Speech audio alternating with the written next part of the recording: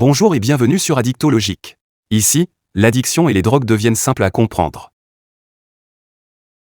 Quand on parle de drogue, on entend souvent des oppositions toutes faites. Licite contre illicite. Drogue dure contre drogue douce. Bon usage contre mauvais usage.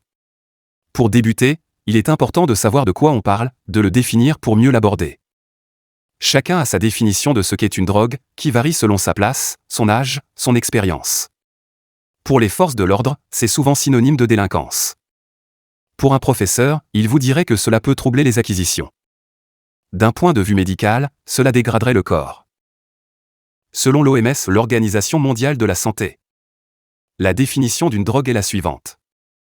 Est drogue, toute substance qui peut modifier la conscience et le comportement de l'utilisateur.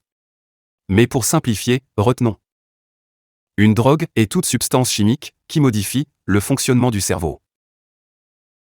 Il existe plusieurs classifications des drogues. Vous entendrez peut-être parler de la classification de Lewin ou bien celle de Delay et de Nicker.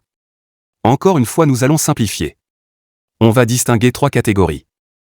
Premièrement, les dépresseurs. Ce sont des substances chimiques qui vont ralentir le fonctionnement du cerveau.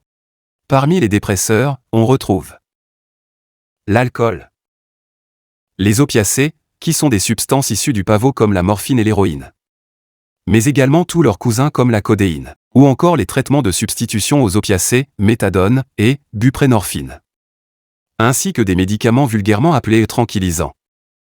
C'est le cas des anxiolytiques comme les benzodiazépines, de certains neuroleptiques ou bien des antihistaminiques que l'on prend contre les symptômes des allergies. Nous avons vu les dépresseurs, passons aux stimulants.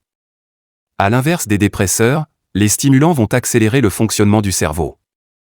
Dans cette catégorie, on retrouve la nicotine contenue dans le tabac, mais aussi la caféine et la théine, les produits dérivés de la feuille de coca, la cocaïne ou le crack, les amphétamines, comme l'ecstasy et aussi les antidépresseurs, comme leur nom l'indique, contre la dépression, donc, pour la stimulation.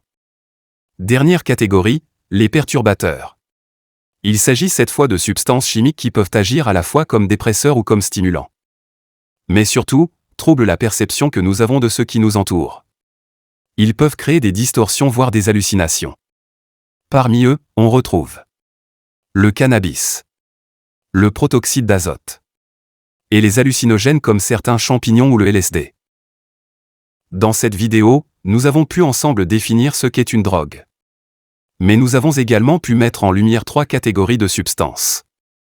Les dépresseurs, les stimulants, les perturbateurs. Merci d'avoir regardé cette vidéo. Si elle vous a plu, n'hésitez pas à vous abonner à la chaîne Addictologique. À bientôt pour de prochaines vidéos.